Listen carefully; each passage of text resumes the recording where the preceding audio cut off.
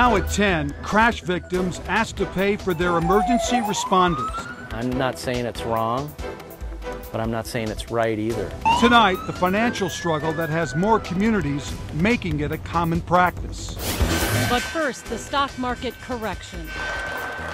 The role China plays in the big sell-off. We are truly a global economy now more than ever. And what investors need to know before Wall Street opens tomorrow.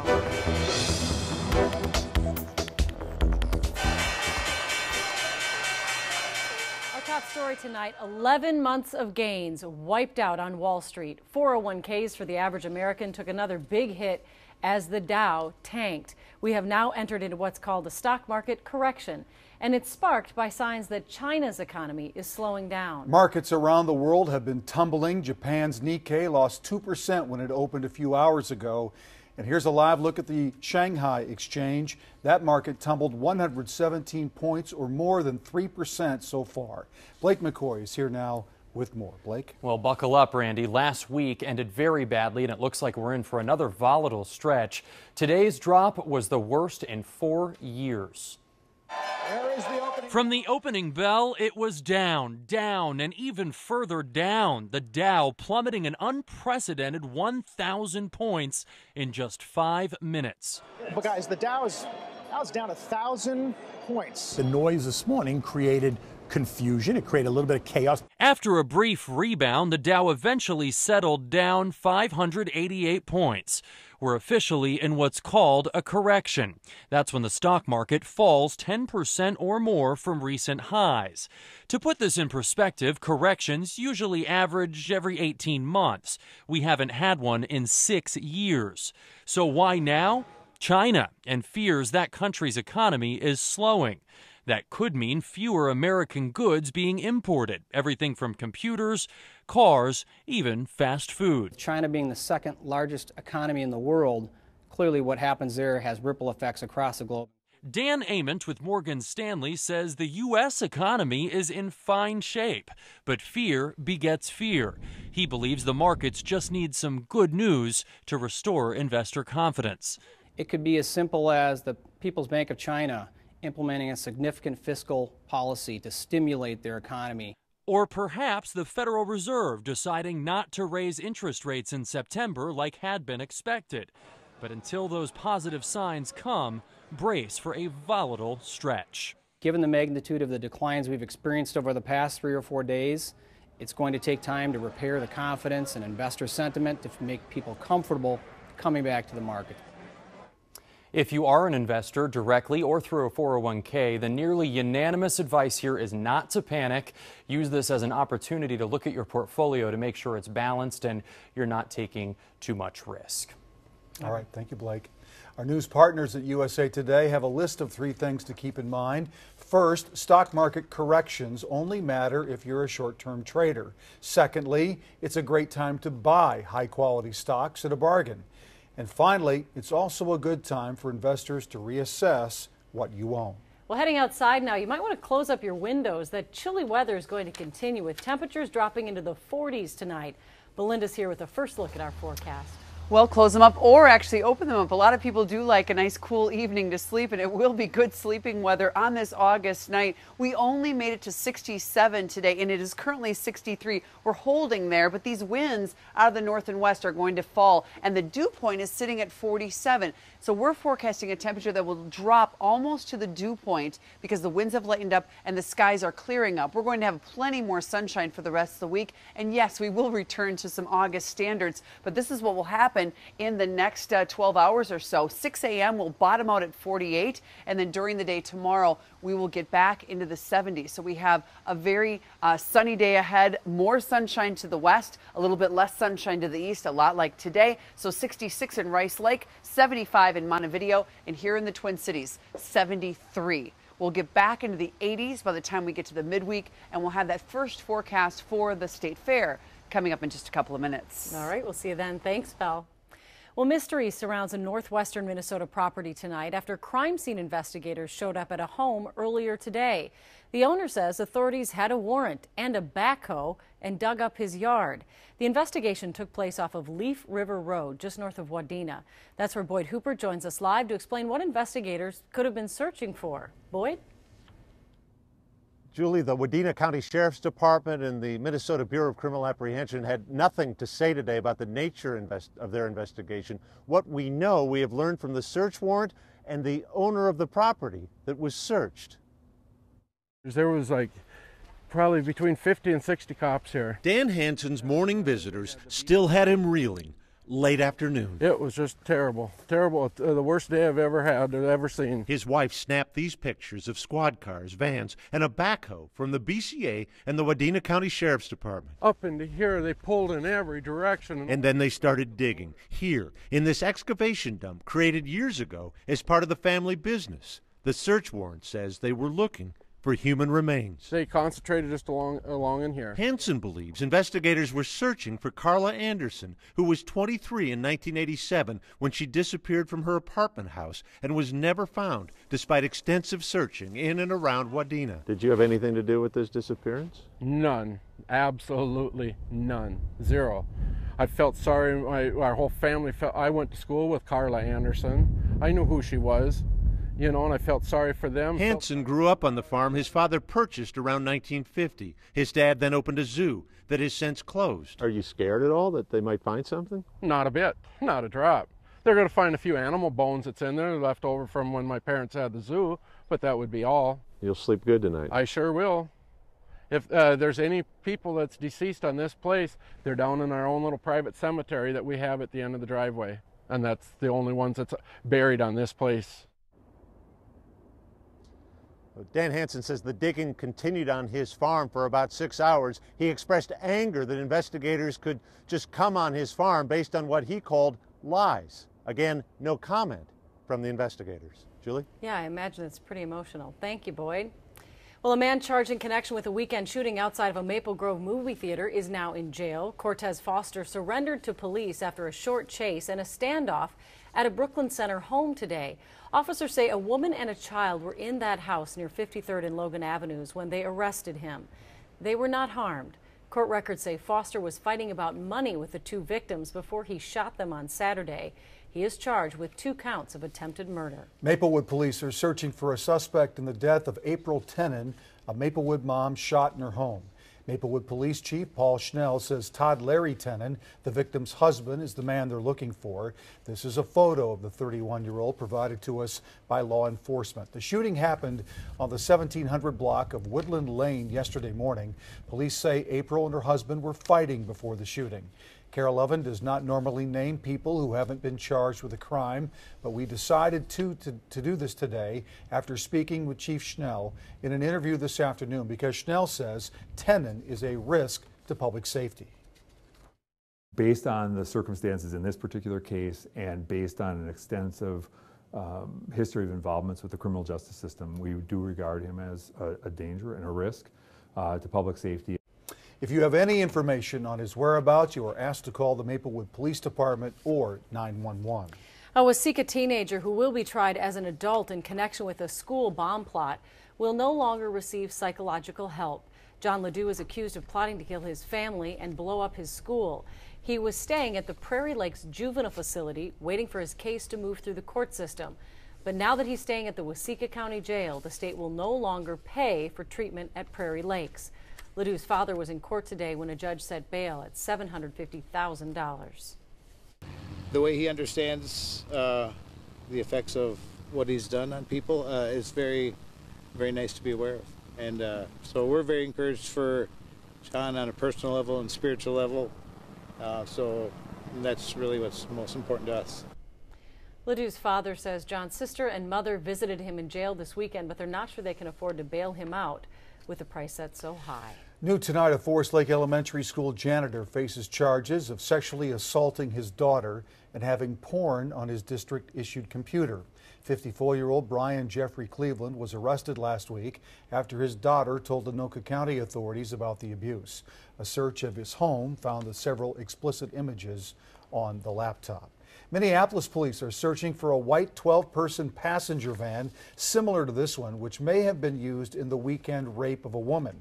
Police say the victim reported 3 men pulled her inside the vehicle near Golden Valley Road and Girard Avenue North. She told officers the men sexually assaulted her before forcing her out.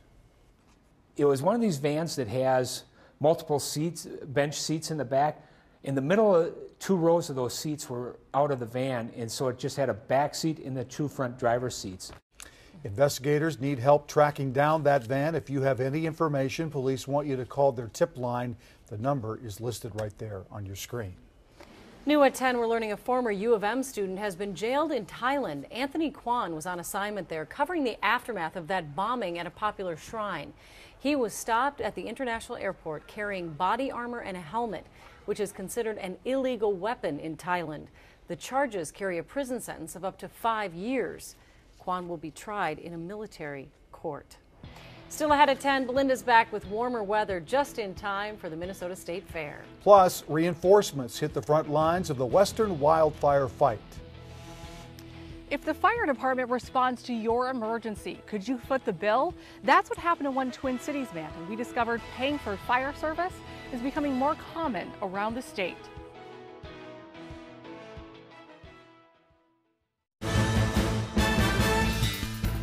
Well, new tonight, crash victims charged for traffic control. An Andover family says the LeSueur Fire Department sent them a hefty bill after a minor single-vehicle accident. KARE 11's Lindsay Sievert shows us why billing for fire service could be a growing trend. Just as we arrived at the LeSueur Fire Department, the all-volunteer crew traded street clothes for uniforms at breakneck speed. A call like this in late June took the department to Highway 169. You know, it's our control room in here. Where Dave Baum's trailer, containing a Jumbotron screen for the family's video business, jackknifed. The trailer had some weight distribution issues, which we've had fixed since then. His adult son was at the wheel and was cited after he veered off the road. State Patrol came and the fire. No injuries or damage, but crews controlled traffic until the accident was clear, and later. In the mail came this. I opened it up and looked at it, and I wasn't sure what it was. It was $1,500 balance, fire services. I've never heard of anything like that. LeSueur's fire chief told Baum the bill was for traffic control. I have the utmost respect for the guys and gals who are out doing the job. It's nothing against them. I love those guys. But it's just kind of the principle of the idea that I don't think anybody knows about, and I certainly didn't know about it, so I'm shocked. LeSueur's fire chief declined to go on camera, but told us many years ago the city council passed an ordinance allowing his department to charge per hour of service. He says that allows his department to pay 24 volunteer firefighters who leave their jobs at a moment's notice to help those in need. We had a tanker that rolled over and spilled product all over. Eden Prairie Fire Chief George Espenson says his department occasionally charges for demanding calls, and he says most Minnesota cities have passed ordinances to allow the same practice. But in his role with the Minnesota Fire Chiefs Association, Well, the money has to come from somewhere. he says Minnesota's fire departments are under strain in a financial and staffing crisis, among the lowest funded per capita in the nation, with 90% of departments in the state staffed by volunteers. Fire departments aren't profit centers, so whatever charges that they're delivering for the kinds of services that they're delivering, those are necessary to keep that fire department viable, so it's there for everyone in the community when there's an emergency. I'm not saying it's wrong, but I'm not saying it's right either. And Baum wants the public to be aware that perhaps in more areas of the state, safety could come with a price. You know, I've got the invoice. I haven't paid it yet. You know, am I going to pay? I don't know. In LeSueur, Lindsay Sievert, KARE 11 News. Well, Dave believes the fire department's charge was unnecessary since he says the state patrol was handling traffic. The Insurance Federation of Minnesota calls crash taxes concerning. considering fire services are supposed to be paid for with tax revenue and could affect premiums. A few states, by the way, have banned the practice. Fire managers from New Zealand and Australia have arrived in Washington state to help in the ground campaign against wildfires. They will join firefighters, military troops, volunteers in the 16 to 18-hour daily firefight. The flames have burned 200 homes, 400 square miles, an area larger than New York City. What a mess out there. Every single night it's a lead story in so many markets to the west. I mean, from Seattle down to really San Diego and then over to Montana. And we all saw that smoke Friday come in. And you know, this weekend was such an interesting weekend with the smoky day Friday, then the stormy day Saturday, and then we got this picture that kind of really tells the tale of what it looked like. This is from Patsy Stanchfield, and she took this out on Lake Sylvia. So this is after the storms went by, and you can see that smoky sunset just on the western edge of that lake. And then you can also see the winds picking up because, of course, we all felt those winds yesterday. We felt those winds today. We had a huge temperature shift today. And, you know, it's a good thing that this part of the country doesn't have those huge fires because that wind really would have been a huge problem. Now, as we step outside, you know, we are well below average, not record, but well below average. And we're going to be creeping back to average. Take a look at the time lapse today. We started out with that sunshine. We're looking westbound, so you can see the clouds are coming in from the north and they're moving quickly to the south. Of course, the time lapse makes them even look quicker, but you can see that we do have this blanket of clouds that develop throughout the day because of the colder air aloft. And now tonight, that blanket of clouds, you could see the edge of it on the sunset, and it's going to be clearing away. And as it does, it is going to be a chilly night, and we're going to drop down to about 48 degrees. The record is 43, set back in 1887 up until midnight. Tomorrow, the record is also in the low 40s, so we won't break records tonight. You won't need to cover anything up, but temperatures will be slowly climbing back to the average, which is 79. We made it to 67 today. For the month, we're about a half an inch behind, and we have lost an entire hour when it comes to that sunset time. We were at 9:04 just after the summer solstice, beginning of July. So 67 was the high here. Where the sun was out more of the day, we did make it to 72 Montevideo, 70 in Wilmer, 70 in Ortonville, and where there was thicker clouds all day long. Look at this. Hayward only making it to 57 on this 24th of August, and only 55 in Hibbing, 52 chilly degrees in Ely this afternoon with a lot of clouds around. This is what the morning will look like across the state. In fact, I do think some of these temperatures in low-lying areas that tend to get colder will be colder than the 40s. We could even see a couple of upper 30s in August. It happens, but it's a little on the rare side. When it comes to tomorrow, though, this is from lunchtime on. We're going to top out at 73. We'll have lighter winds, and yes, the clouds will wear away and push away as this low pressure center finally pushes away. So it just sat here throughout the day, spinning around counterclockwise, pulling down the cold air and pulling down the clouds across the region. That will slip away, and that is why we anticipate seeing some more sunshine. Here is your computer cast. You can watch that edge of the clouds. You can even see it today. The western suburbs had more sunshine than the eastern suburbs, but by tomorrow afternoon, it'll be gone and moving away. So here we go. Back to August, at least, well, almost August. It'll feel like September tomorrow, 73. Then Wednesday, 77. We lead into the fair, and it'll be right back to 80 degrees in the KARE barn. We'll see you out there on Nelson, 62 and 80. Then on Friday, there's a good chance of thunderstorms. Right now, it looks like morning hours, mainly southern Minnesota, and then it moves on by. We could have a spotty shower on Saturday morning, and then it clears out quickly. And the Saturday afternoon looks great, 80 degrees. And Sunday, well, that's above average. How about that? 84 Sunday, 85 on Monday. A lot of kids start school next Monday if they don't start tomorrow or they didn't start today. So big week. I know, big deal. Thank you, Bill. Okay. Well, as Belle mentioned, there are just 3 days to go until the Minnesota State Fair, and we hope to see all of you out at the KARE barn. We will be live during our early evening newscasts at 4, 5, and 6. You can find us in the Big Red Barn near the corner of Judson and Nelson. Coming up in sports, the Vikings are perfect in the preseason. So what is Mike Zimmer so intent on changing? Plus, the longest tenured player on the Vikings roster cut today. Kirk has the details next.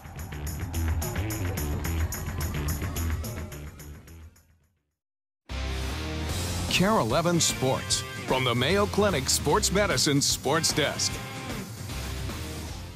All right, bring on the Cowboys. Vikings are cruising along this preseason. Another weekend win has proponents of the purple encouraged, but still, they aren't getting a true sense of the running game. Hard to, with Adrian Peterson sitting out every snap. Hard to get much of a gauge how that part of the offense is going to perform, but so far it's been rather underwhelming. We obviously didn't run the ball well enough the other night, which is another emphasis that we have this week that we got to get going. And I've talked to the team this morning about that. We have to finish better in the running game. The easiest way to say it is there's one area that's kind of holding us back right now that we got to get better at. Earlier today, the Vikings announced the release of their longest tenured player, Cullen Loeffler, being cut early enough that he can still have a good chance of landing with another team. But the 34-year-old long snapper has been a special teams staple for this squad. Now that job is falling to Kevin McDermott. Prior to this season, he had stints as the Ravens and 49ers long snapper. Well, it's official. Season over for Jordy Nelson. Awful news for Packers fans. Awful news for Aaron Rodgers, too. Nelson has been so reliable for the Pack, but after a fluky injury yesterday in Green Bay's preseason game against the Steelers, Nelson tears his ACL and will now miss the entire season. A frustrated Rodgers then called preseason games meaningless. Randall Cobb and Devontae Adams expected to catch most of the balls now in Titletown. A tragic story from the world of auto racing. A horrifying weekend accident has taken the life of Indy driver Justin Wilson.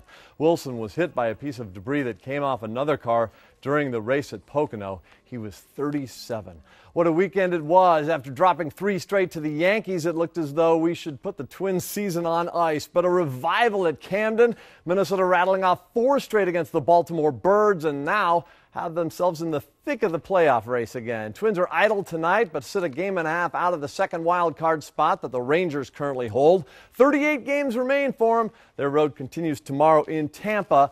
A team just a game back at the Twins, also remaining on the schedule for Minnesota. 6 games with the Astros, 6 games with the Royals, 6 games with the Tigers, 4 games with the Angels. So this will be an uphill climb. Baseball highlight of this Monday goes to 12-year-old Tommy Harper, who lays it out. Beautiful catch to rob the California batter in the Little League World Series in Williamsport, Pennsylvania. That's downright purty. He got signed by the Phillies shortly after that game. That's sports. KARE 11 News returns after this.